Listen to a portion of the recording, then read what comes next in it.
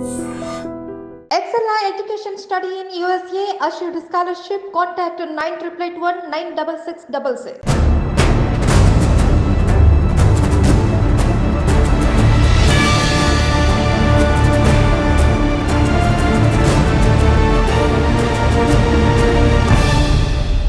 Welcome to crime analysis.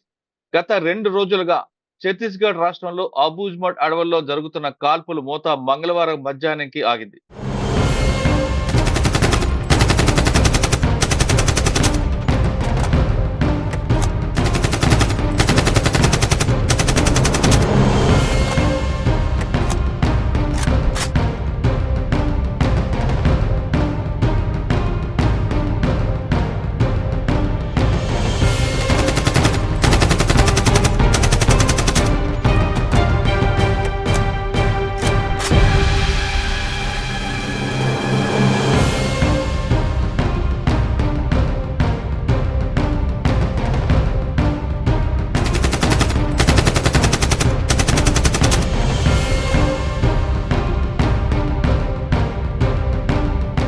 సంఘటన స్థలానికి వెళ్లి చూసిన పోలీసులకు దాదాపు 29 మంది మావోయిస్టుల మృతదేహాలు దొరికాయి.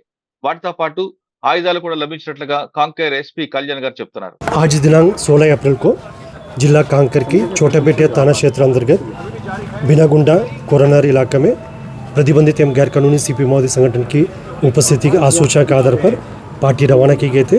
इसमें कांकर का डीआरजी बीएसएफ का संयुक्त टीम थे। अभियान के दौरान सर्चिंग के दौरान एक मुठभेड़ हुई थी। मुठभेड़ में काफ़ी बड़ी मात्रा में माओवादियों का उपस्थिति दिखाई दिया और अभी भी लगातार मुठभेड़ जारी है।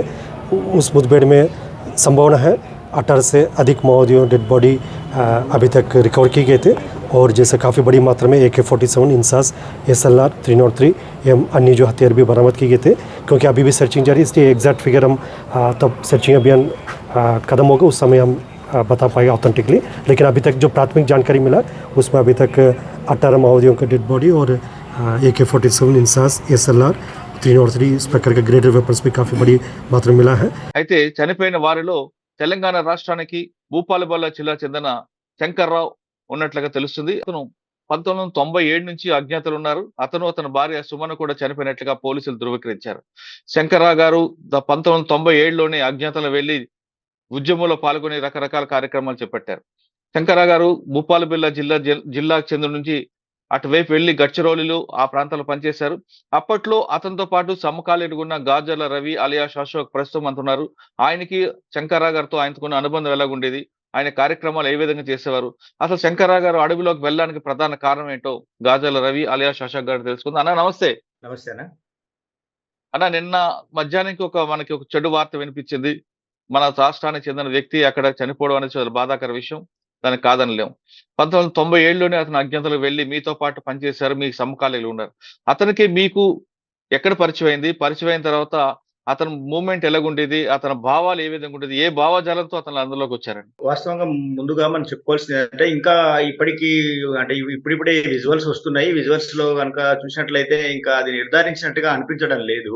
అధికారులు స్థానిక అధికారులతో కూడా నేను అడుగుతున్నా, వాళ్ళ కుటుంబం మాతో కాంటాక్ట్ లో ఉన్నారు కాబట్టి వాళ్ళు ఇంకా పూర్తి స్థాయిలో నిర్ధారించినట్టుగా ఇప్పటికైతే ఏమి ఫైనల్ గా ప్రకటన చేయలేదు. వచ్చినటువంటి విజువల్స్ లో కూడా అంటే కొన్ని విజువల్స్ మనం గుర్తుపట్టలేకుండా కూడా ఉన్నాయి కాబట్టి కొంత నిర్ధారణ అవ్వడం కష్టమేమో అనిపిస్తుంది. అది అంటే మనం ఖచ్చితంగా నిర్ధారించుకున్నట్టుగా అయితే ఇప్పుడు చెప్పలేము. కానీ ఎనీహౌ మొత్తానికి ఏంటంటే ఇప్పుడు ఆయన గురించి అంటే శంకర్ గురించి వస్తున్న ఈ వార్తల్ని బట్టి చూసినట్లయితే ఒకవేళ నిజంగానే ఈ ఎన్కౌంటర్ లో ఆయన చనిపోయి కనుక ఉంటే అతను గురించి చెప్పాల్సి వస్తే వాస్తవంగా మా జిల్లాకు సంబంధించినటువంటి వాడు భూపాలపల్లి జిల్లా చిట్యాల మండలము చలగరిగే అతని సొంత గ్రామము. ఆయన 1990 దశకంలో విద్యార్థి దశలో ఉన్నప్పుడే విప్లవ రాజకీయాల వైపు తను ఆకర్షితుడై ఆ గ్రామం కూడా అంటే చలగరిగే గ్రామం కూడా ఆ ప్రాంతంలో విప్లవ కార్యక్రమాలకు ఒక కీలకమైన గ్రామంగా ఉద్యమంలో చాలా ముందు వరుసలో నిలబడి పనిచేస్తున్నటువంటి గ్రామంగా ఆ గ్రామానికి చాలా పేరుంది విప్లవోద్యమంలో. అక్కడి నుంచి ఇప్పటి వరకు నాకు తెలిసి ముగ్గురు ఏమో ఉద్యమంలో పనిచేస్తూ ఉద్యమంలో చనిపోవడం జరిగింది.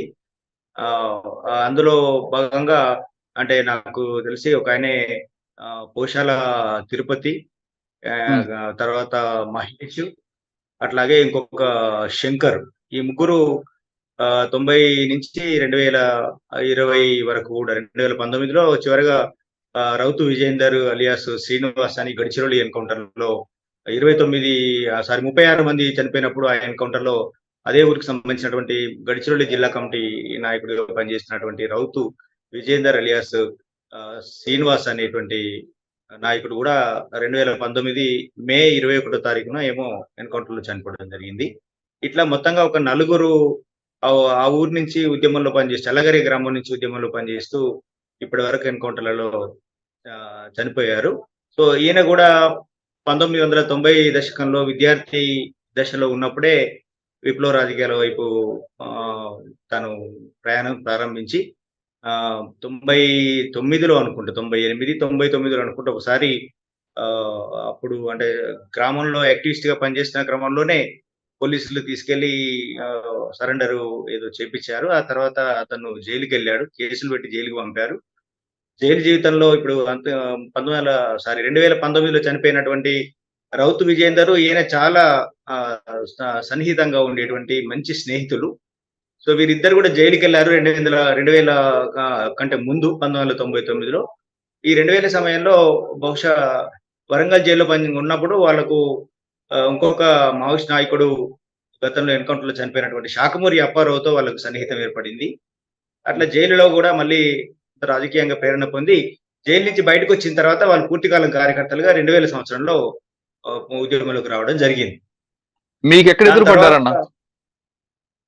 అంటే నేను వాస్తవంగా ఒక సంవత్సరం పాటు సంవత్సరం నుంచి 2 సంవత్సరాలు భూపాలపల్లి ఏరియాలో గూడా నేను కమాండర్‌గా పనిజేశానప్పుడు.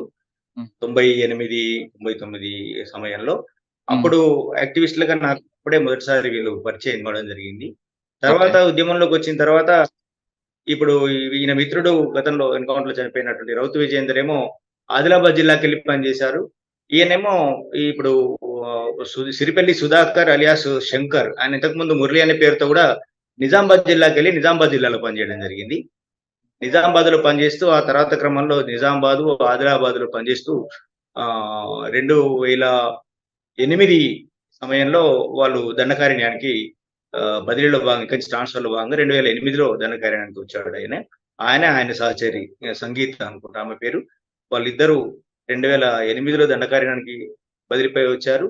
2008 నుంచి స్టిల్ నౌ ఇప్పటి వరకు గూడా ఉత్తర బస్తర్ డివిజనల్ కమిటీలో భాగంగా అంటే కాంకేర్ జిల్లాలో వచ్చేటువంటి ఉత్తర బస్తర్ డివిజనల్ కమిటీలో భాగంగా పనిజేస్తూ ఉన్నారు.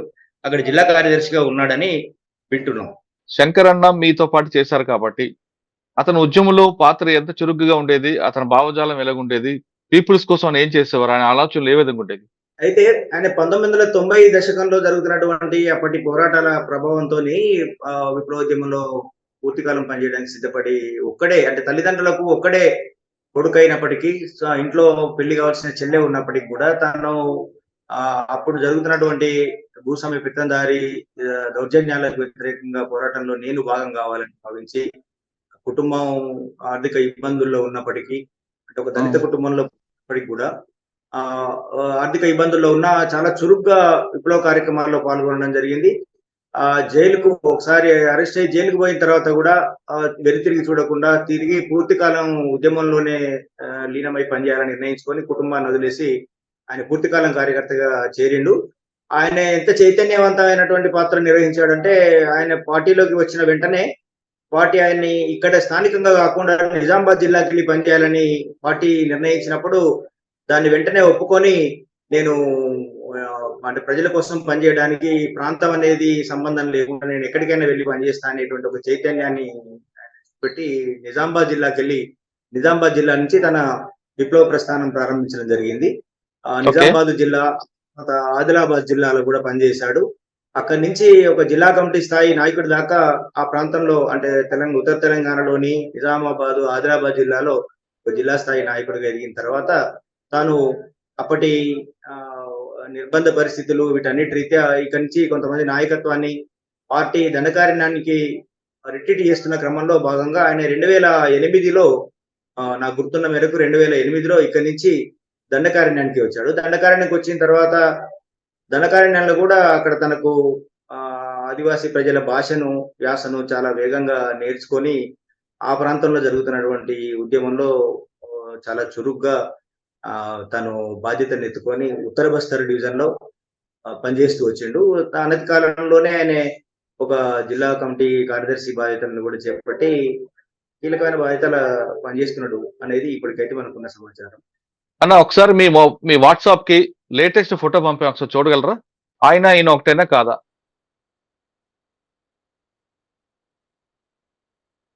అవును, ఇదైతే దగ్గరగానే ఉంది.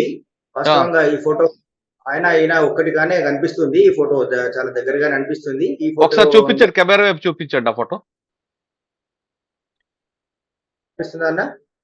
కనిపిస్తుంది. అదే నేను కూడా మీకు చూపిస్తున్నా. ఈ ఫోటో అని ఇప్పుడు అక్కడ పోలీసులు రిలీజ్ చేశారు అది. యా ఇది ఇది ఇది అయితే దగ్గరగానే ఉంది. ఈ ఫోటోను కనుక గమనించినట్లయితే నిజంగా శంకర్ అని అనిపిస్తుంది. ఈ ఫోటోను గమనిస్తే ఈ రెండు ఫోటోలు కూడా చాలా దగ్గర. తలపైన కూడా అంటే బట్టతల కొంత కనిపిస్తా ఉంది కాబట్టి నిజంగా ఫోటోను బట్టి చూస్తే మాత్రం పోలికలు దగ్గరగానే ఉన్నాయి కావచ్చేమో అనిపిస్తుంది. అన్న ఇప్పుడు అబుజ్మడ్ విషయానికి వస్తే మీరు గతంలో డీకేలో పనిచేశారు. అందులో వెళ్ళడం అనేది చాలా కష్టం కదా. ఈ పోలీసులు ఆ ప్రాంతం చేరుకోవడం ఏ విధంగా అర్థం చేసుకోవాలి? అంటే ప్రజలకి పార్టీకి దూరం అవుతుంది అనుకోవాలా? అంటే వాస్తవంగా ఇప్పుడు ఎన్కౌంటర్ జరిగినటువంటి ప్రాంతము నాకు తెలిసిన మేరకు అయితే అది ఉత్తర బస్తర్ డివిజన్ లో, అంటే ఉత్తర బస్తర్ డివిజన్ మీన్స్ ఇప్పుడు అది కాంకేరు జిల్లాలో వస్తుంది. కాంకేరు జిల్లా అనేది అబుజ్మాడ్ అని చెప్పబడుతున్న దానికి పక్కన ఉండే ఏరియా అది. ఓకే. పాడు ప్రాంతానికి పక్కన ఉండే ఏరియా. అక్కడ చాలా కాలంగా లోపలి గ్రామాల వరకు కూడా పోలీస్ క్యాంపులు, పోలీస్ స్టేషన్స్ అన్ని కూడా ఉన్నాయి. విరివిగా పోలీసులు చాలా గ్రామాల్లోకి వెళ్ళగలిగినటువంటి ప్రాంతమే. మొత్తం మీద తీసుకుంటే ఈ నిన్న జరిగిన ఘటనలో 29 మంది ప్రాణాలు కోల్పోయారన్న. దీనివల్ల ఛత్తీస్గఢ్ లో ఆ ప్రాంతంలో పార్టీకి నష్టం అంటారా, లేదు పార్టీకి పుంజుకోవడానికి ఇంకా చాలా అవకాశాలు ఉన్నాయి అంటారా? లేదు, డెఫినెట్ గా నష్టమే. మనం చూస్తున్నాము చాలా కాలంగా, అంటే గత కొన్ని సంవత్సరాలుగా పార్టీ కార్యకలాపాలని గమనించినప్పుడు కానీ లేదా ఇతరత్ర యాక్టివిటీని గమనిస్తే నిజంగానే పార్టీ కొంత నష్టాలతోనే కొనసాగుతున్నది. ఈ ఘటన కూడా చాలా తీవ్రమైన నష్టమే. అయితే ఏదైనా మనము అంటే ఒక ప్రజాస్వామ్య ప్రియులుగా, ప్రజాస్వామ్యాన్ని కాంక్షించే వాళ్ళుగా ఇలాంటి ఈ చావులు జరగకుండా ఉండాలంటే ఎటువైపైనా మన దేశ పౌరులు, అది భద్రతా వర్గాలు పనిచేసే వాళ్ళైనా లేదా ఉద్యమకారులు పనిచేసే వాళ్ళైనా కూడా ఇట్లా పిట్టల్లాగా రాలిపోవడం, ఈ రక్తపు మరకలతో మనం ఈ వాతావరణం కొనసాగడం అనేది అయితే మన దేశానికి మంచిది కాదు. నిజానికి సరే ఈ ఎన్నికల వాతావరణం అని కాదు కానీ మొత్తంగా వాళ్ళు కూడా నాకు తెలిసి చాలా కాలంగా ఛత్తీస్గఢ్ ప్రభుత్వాన్ని పదే ఈ చర్చలకు మేము సిద్ధము అని ప్రకటిస్తున్నారనేది ఈ వార్తల్లో చూస్తున్నాము. ప్రభుత్వంతో చర్చించడానికి సిద్ధంగా ఉన్నాం అనేది. అలాంటి వాతావరణం ఏదైనా ఏర్పడితే, అంటే మన దేశ పౌరులు మనం కొట్లాడుతూ చనిపోవడం కంటే కూడా ప్రభుత్వం కానీ, ముఖ్యంగా పౌర సమాజం ఏదైతే ఉందో ప్రజాస్వామికవాదులు కానీ, ఆ తర్వాత అన్ని వర్గాల ప్రజలు కానీ ఈ విషయం మీద కొంత చర్చించుకొని ఈ చర్చల వైపు, అంటే వాళ్ళు కూడా చర్చలకు మేము సిద్ధమని ప్రకటిస్తున్నారు కాబట్టి చర్చల వైపు ఈ వాతావరణాన్ని తీసుకెళ్లి సామరస్యంగా సమస్యలు పరిష్కరించి శాశ్వతంగా ఈ మారణహోమం ఆగిపోయేలాగా చూడాలనేది నేను కోరుతున్నాను. ఛత్తీస్గఢ్ రాష్ట్రంలో ఇక కాల్పులు మోత పూర్తిగా ఆగిపోవాలంటే చర్చలే దీన్ని ప్రధానంగా ముందుకుంటుందంటున్నారు గాజల అశోక్ గారు, మాజీ మావోయిస్ట్. ఆయన చెప్తున్నట్లుగా ఈ రెండు పక్షాల వైపు ప్రాణ నష్టం జరగకూడదు. ఎవరు చనిపోయినా మనుషులేం, అందరూ కూడా మన భారతీయులేం కాబట్టి మనలో మనమే ఈ విధంగా యుద్ధ వాతావరణాన్ని చేసుకొని ఈ రెండు పక్షాల పట్ల, అంటే ఒకవైపు పోలీసులు చనిపోయిన వాళ్ళ కుటుంబాలు రోడ్లకు వస్తాయి, ఇటు మావోయిస్ట్ పార్టీ చనిపోయిన వాళ్ళు కూడా వాళ్ళ కుటుంబాలు రోడ్డు మీదకి వస్తాయి. కాబట్టి దీన్ని పులి స్టాప్ పెట్టాలి. ముఖ్యంగా చెప్పాలంటే ఆదివాసీలకి మంచి అభివృద్ధి చేస్తే దీనికి ఒక పరిష్కార మార్గం వస్తుందంటూ గాజల రవి అలియాస్ అశోక్ చెప్తున్నారు. ఇది ఈ విషయం ఛత్తీస్గఢ్ రాష్ట్రంలో అబుజ్మడ్లో జరిగిన కాల్పుల ఘటనపై మాజీ మావోయిస్టుల విశ్లేషణ. మరో అంశంలో మళ్ళీ కలుద్దాం. అంతవరకు నమస్తే. థ్యాంక్ యూ అన్న. Thank you very much. Thank you అన్న.